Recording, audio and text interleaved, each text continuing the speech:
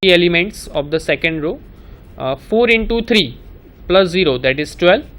5 into 3, 15 plus 1, that is 16.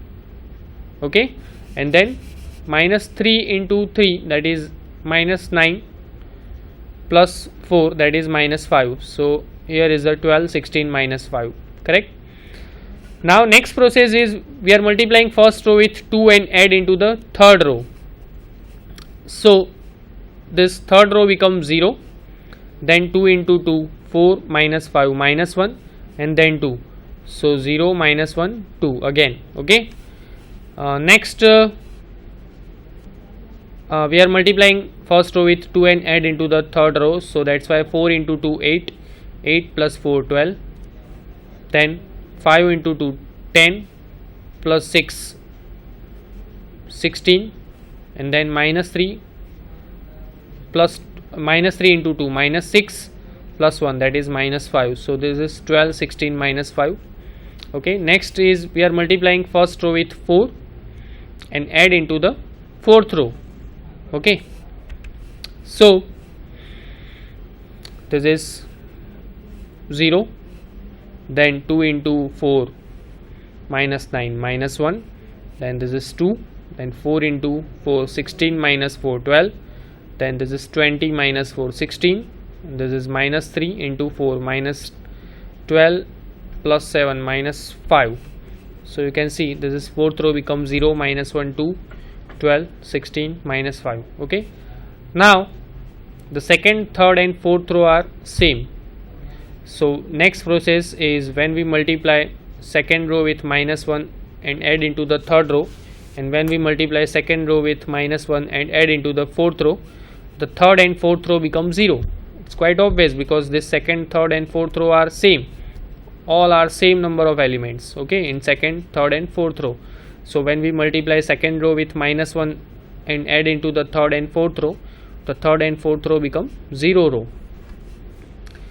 Now this matrix is in row echelon form, but we are here we are converting this matrix into a reduced row echelon form. Okay. From this matrix you can also write down the rank of the matrix, which is 2. How many non-zero row we have now in this matrix? 2. Okay, but here we are doing one extra process, that is to become a reduced row echelon form. We are multiplying second row with minus we are multiplying second row with 2 and add into the first row. So this element becomes 0.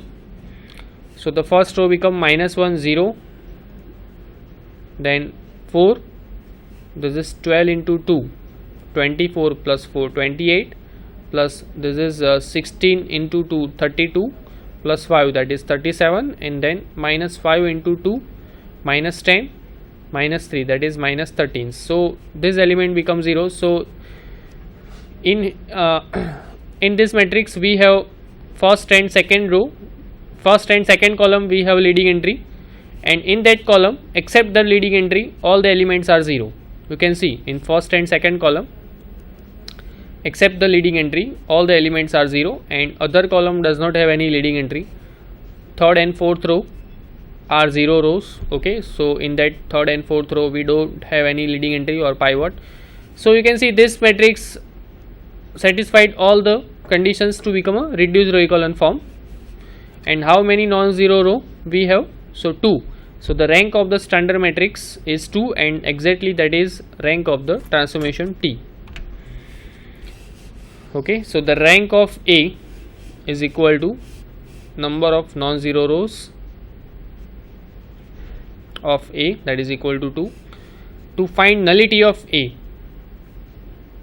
we must find the dimension of the solution space of the Ax is equal to 0, and corresponding system of equation from this matrix we get x1 minus 4x3 minus 28x4 minus 37x5 plus 13x6 is equal to 0, and from the second row we get this equation x2 minus 2x3 minus 12x4 minus 16x5 plus 5x6 is equal to 0. So in which column we does not have any leading entry? Third, fourth, 5 and 6. So we have total number of 4 variables, 4 free variables. So we have to take x3, x4, x5 and x6. Let's x3 is equal to r, x4 is equal to s, x5 is equal to t and x6 is equal to u. Corresponding to value of x3, x4, x5 and x6, we get x1 is equal to 4r plus 28s plus 30t, 37t minus 13u, and x2 is equal to 2r plus 12s plus 16t minus 5u. Okay, and for this two value of x1 and x2, that's quite easy to solve using put all these 4 values in these equations. Okay, so definitely you can find the value of x1 and x2 quite easily. So since there are 4 vectors on the right hand side and basis for the solution space, nullity is equal to 4. Okay, also you can find nullity using the rank nullity theorem, as I told you that rank plus nullity, that is equal to the number of column. What is our rank of the matrix? That is 2 plus nullity, that is equal to number of column. How many number of column in the matrix? 6. This is 4 cross 6 matrix, so 6. So you get this equations, 2 plus nullity is equal to 6. So definitely nullity is equal to 6 minus 2, which is 4.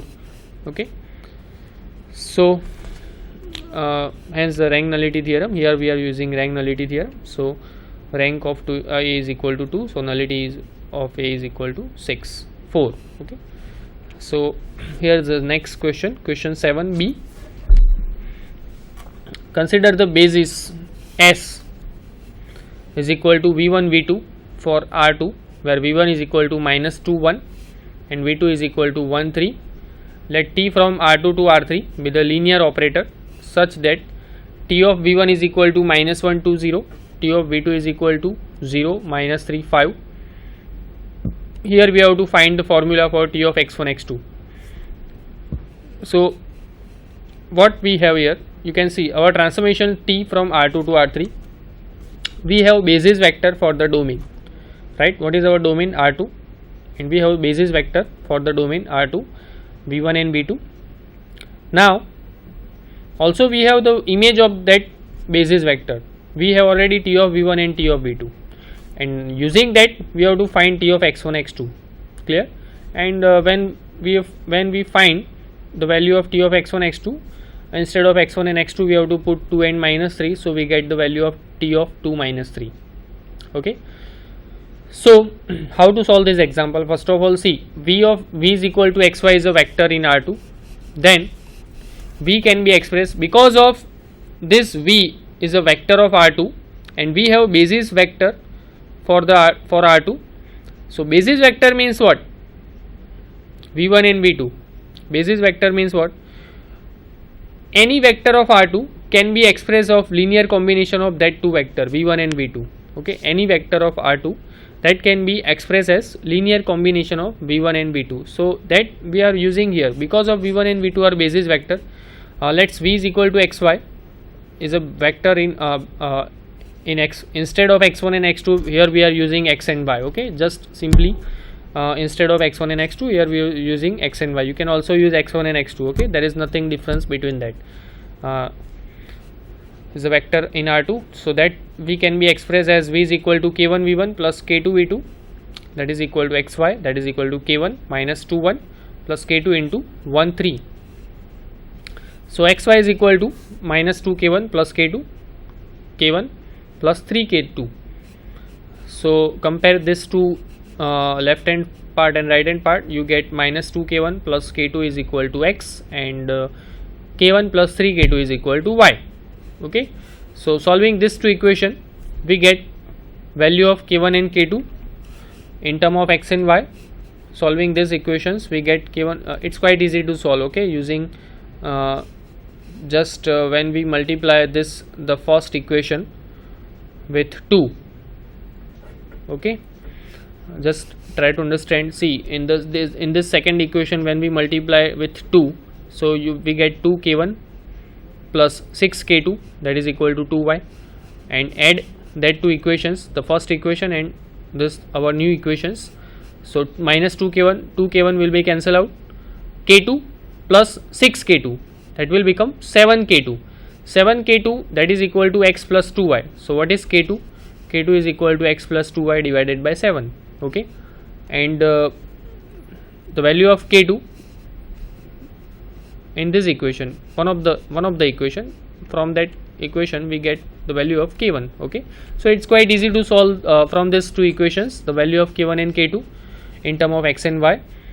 So important thing is k1 is now y minus 3x divided by 7 and k2 is x plus 2y divided by 7. Put these two value in equation 1. What is our equation 1? xy is equal to k1 into minus 2 1 plus k2 into 1 3. So xy is equal to y minus 3x divided by 7.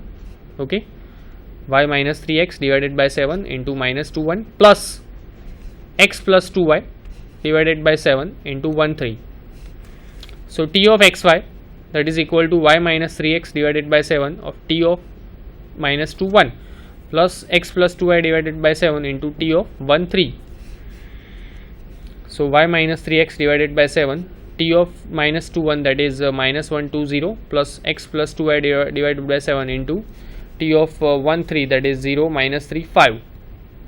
Okay, so when we solve these two terms we get minus 1 into y minus 3x that is 3x minus y divided by 7, then minus 9x plus 4y divided by 7, and then 5 into x plus 2y divided by 7. Okay, so here is the answer.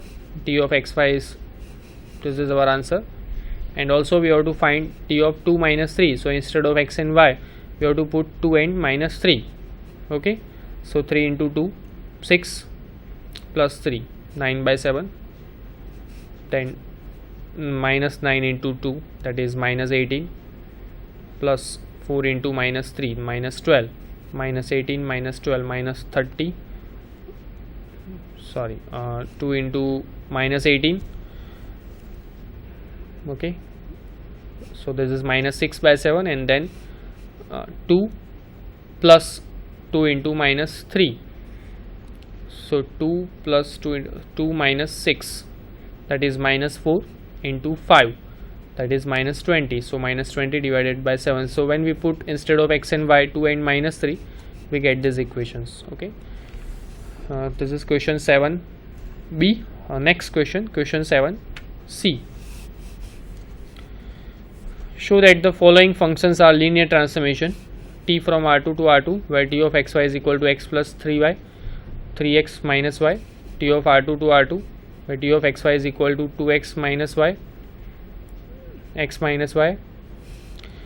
To prove that this transformation is linear we have to satisfy t of x plus y, these two conditions, that t of x plus y that is equal to t of x plus t of y, and the second condition is t of alpha into x where alpha is any scalar, t of alpha into x that is equal to alpha into t of x. So if these two conditions are satisfied then we can say that our transformation is a linear transformation. So here we are solving these two conditions, x plus y is equal to x1 plus y1 x2 plus y2. Now you can see t of x plus y that is t of x1 plus y1 x2 plus y2. Instead of x, this is our t of xy, x plus 3y 3x minus y. So this is x1 plus y1 plus 3 into x2 plus y2, then 3 into x1 plus y1 plus x2 plus y2. So this is our equation 1, that is x1 plus 3x1 3x2 plus y1 plus 3y2, and then 3x1 minus x2 plus 3y1 minus y2. Okay, and similarly when we solve when we find t of x plus t of y, that is also exactly the equation 1. Okay, but this question 7c, you can also similarly you can find the t of alpha x that is equal to alpha into t of x, and that is also satisfied for the two. But what is the shortcut method to check that this transformation are linear or not? Because of this is Euclidean linear transformation, using these two conditions you can also prove that this transformation is linear. Okay, but I want to explain one more method to check that this transformation is linear or not. Okay, and you can also write down in your words what is that method. You can see these two are Euclidean linear transformation, right? And in Euclidean linear transformation this is t of xy is equal to call it w1 and w2. where w1 is x plus 3y and w2 is 3x minus y. If w1 and w2 are linear, linear means what? This can be expressed as a linear combination of x and y. So this transformation must be a linear transformation. Okay, you can directly write down using this method. Because of these two coordinates, call it w1 and w2, both are linear in term of x and y. Because of w1 and w2 can be expressed as linear combination in term of x and y. So that's why this transformation is linear, and same argument is going from the second example. You can see this is w1 w2, both are linear. Okay, both are linear. So that's why this transformation is a linear transformation. Okay, directly you can write. Okay, or in other method you can also find out this t of x plus y, that is equal to t of x plus t of y, and t of alpha into x, that is equal to alpha into t of x. Using that method you can also solve this example, that this transformation is a linear transformation. And here the complete the solution. So thank you.